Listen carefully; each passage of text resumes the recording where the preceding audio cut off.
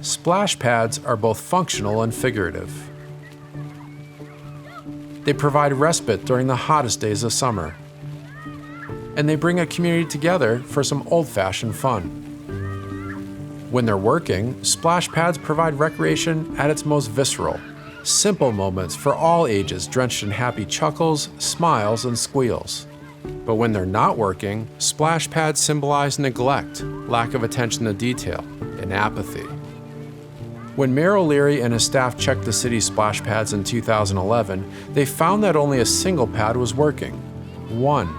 The citizens already knew this fact, as each summer, the Waterbury Fire Department would respond to calls of fire hydrants being opened, which reduced water pressure, introduced discolored water into neighboring homes, and eroded citizens' confidence.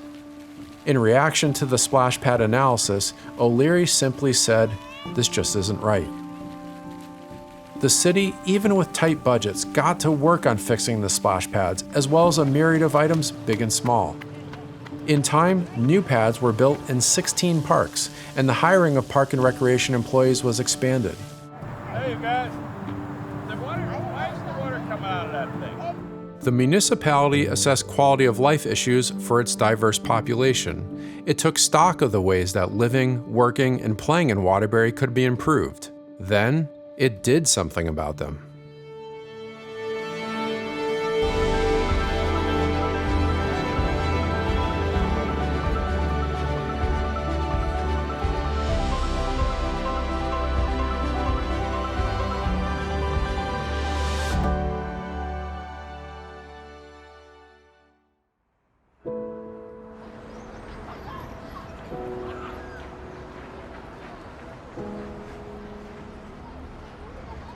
Improvements were made across the city's landscape, including renovations to its symbolic center, the famous Waterbury Green.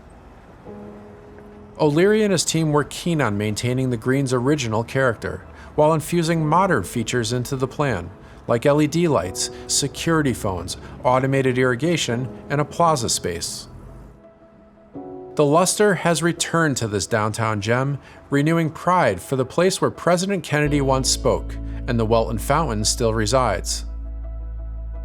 The Waterbury Green is back to majestically reflecting the words of Charles Burton, who in an 1857 issue of the National magazine said, "Waterbury, with its beautiful center square and its quiet shaded streets, lined with handsome residences, presents an appearance quite unique for a manufacturing town." While the Green is a marquee renovation, a multitude of spots around the city have been reformed. Rivera Hughes Memorial Park has had handball, basketball, turf, and restrooms added. A grant-funded playground was built in Chase Park. The handball court and large carousel pavilion at 17-acre Lakewood Park has been renovated. New bathrooms and a playscape were created at Waterville Park. An entirely new park was even created in the Brooklyn neighborhood, creating a recreational home for children that was previously a charred building shell and overgrown vacant lot. Another recreational area receiving major attention was Fulton Park, which is listed on the National Register of Historic Places. The 70-acre venue contains 3 main sections, 2 of which feature athletic fields and tennis courts, while the other is known for its beautiful rock garden, rose garden, and lilac path. Fulton Park was designed by the Olmsted brothers, who are renowned for having imagined many high-profile projects, including Central Park in New York City. Local, private, state, and federal funds, along with a full-time city maintenance staff, were dedicated to the many improvements made in Fulton Park, including a new playscape, pond fountains, aggressive control of unwanted aquatic vegetation, and the clearing of several overgrown areas. I'm Kathy Smith, and I would say I'm a Waterbury volunteer. Kathy is much more than a volunteer. She and her husband Jim have been instrumental in countless initiatives that have transformed Waterbury. We were both born and raised in Waterbury. We both love the city, lots of history. Family started a business. My father was a builder. Jim's father started a bank. Uncle started lumber companies and real estate companies and concrete companies and part of the fabric of the city. The city is just I think it's an incredible place. Magnificent infrastructure, unbelievable history, legacy, diverse neighborhoods. It's just everything about it. I find it inspiring. To Kathy, one of the most inspiring venues that she helped revitalize is the Fulton Park Warming Hut. And the building that we're in was in complete disaster shape, and we retrofitted it, historically accurate, windows, doors, everything, to make this a community center. And people use it now for parties, for graduations. They've even had weddings.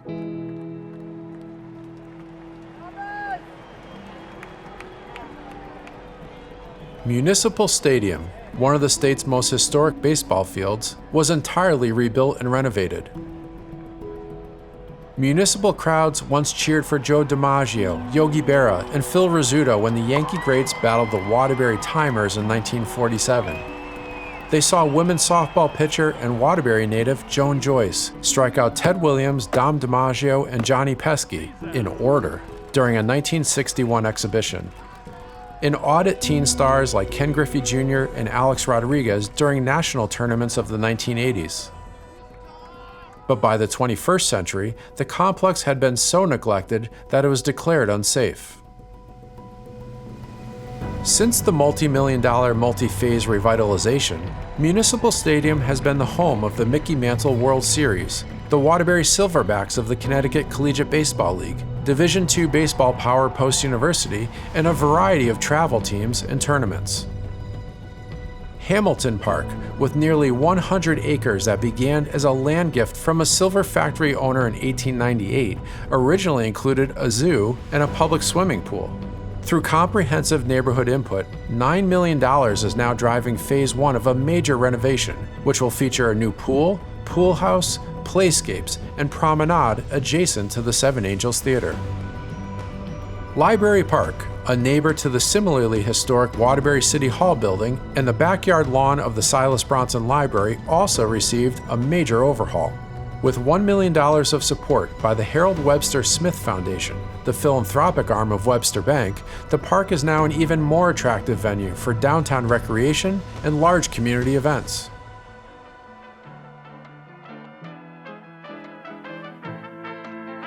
One large community event, called The Gathering, came to be in 2013 after local journalist and publisher John Murray hatched the idea and collaborated with the city of Waterbury to create it. The festival brings all ethnic groups together as a celebration and exploration of Waterbury's diverse cultures. Over the years, more than 100 countries have been represented through parade floats, music, clothing, and food vendors. Today, it is the largest multicultural celebration in New England. As all of this was going on, the fiscal stability, the infrastructure overhaul, the quality of life improvements, interest from out-of-market leaders peaked. Several of the most successful businesses in the region and around the globe were now investigating whether Waterbury was a fit.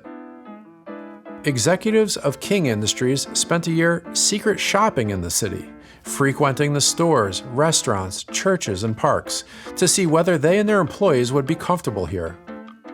Bob King, the company's manager of operations, noted that leadership saw functional and cultural benefits to being in Waterbury. They love the community dynamic, as well as the city's proximity to ground, rail, and water distribution for King Industries' international business. But what really throws it over the top is when you see the educational support being put into schools to support manufacturers in the area. That really threw us over the top to know that this city is so supportive of manufacturing, where we really felt at home, and also we really felt that we would be successful here as a company within Waterbury. That feeling has led to their purchase of a 10.7-acre property, more than doubling their previous footprint, with a $51 million promise of development that will support a workforce of approximately 250 people.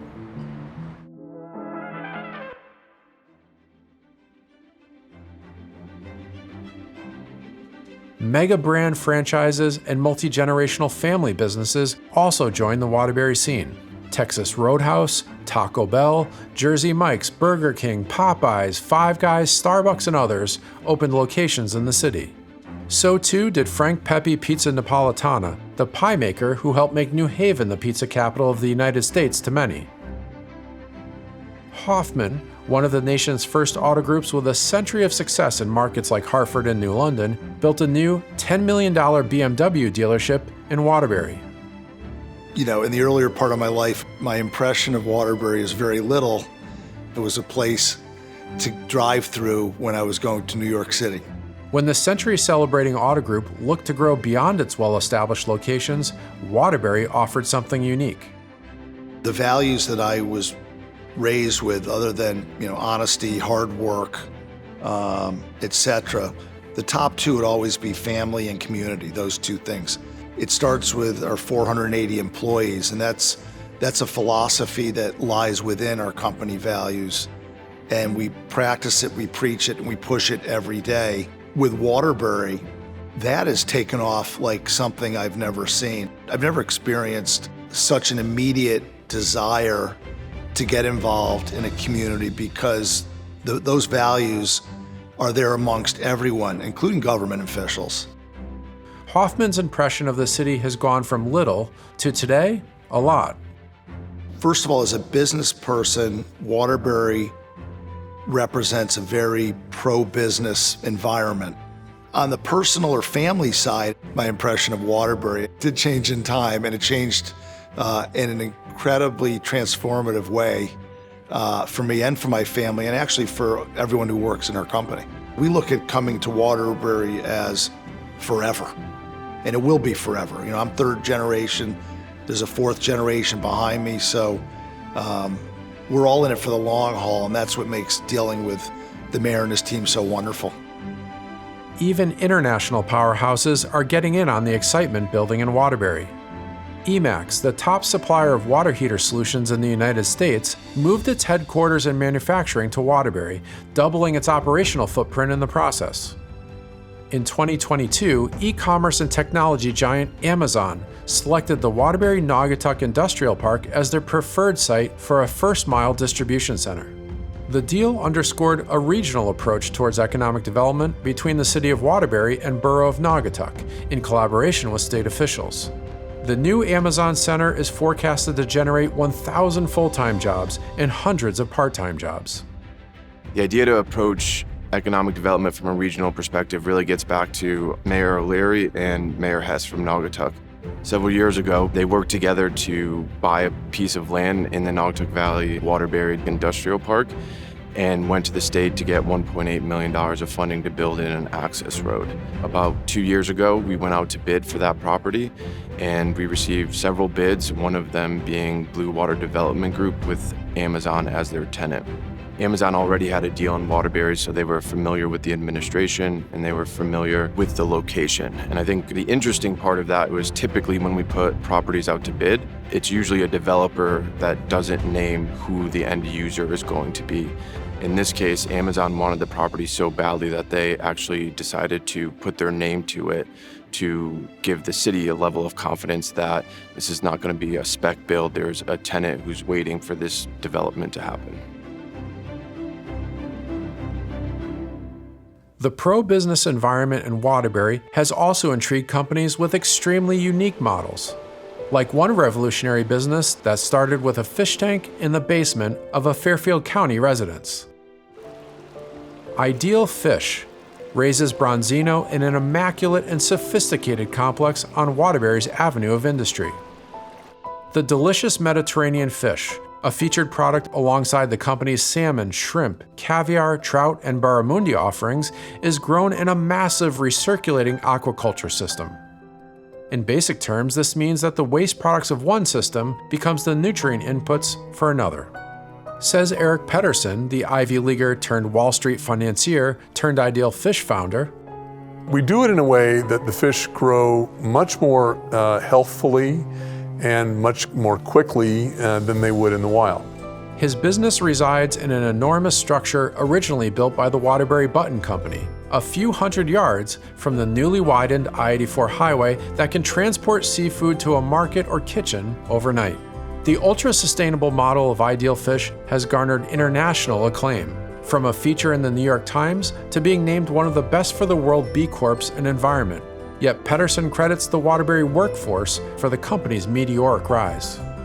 My staff, my employees are all located right here in the Waterbury area.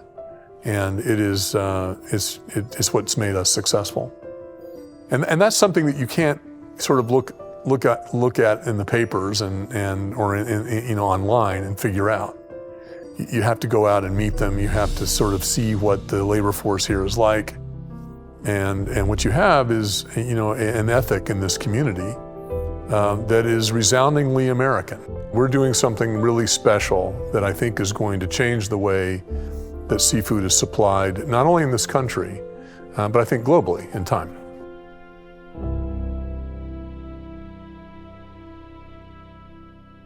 Go figure, one of the country's largest saltwater fish facilities is in Waterbury, where, like the city's name implies, water has provided new life. From ideal fish to the fully functioning splash pads.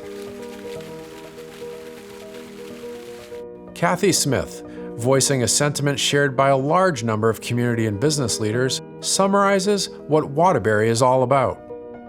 There's just so many amenities that are here, available to anybody at any time that you could use. You can't find a better location. You can get to New York, you can get to Boston, you go wherever you have to go, and you're right at the intersection of the highways. So I think there's just so much opportunity here. Paul Penarewski agrees. He's had a front row seat to Waterbury's rise as a member of the Board of Aldermen since 2002 and the board president since 2009.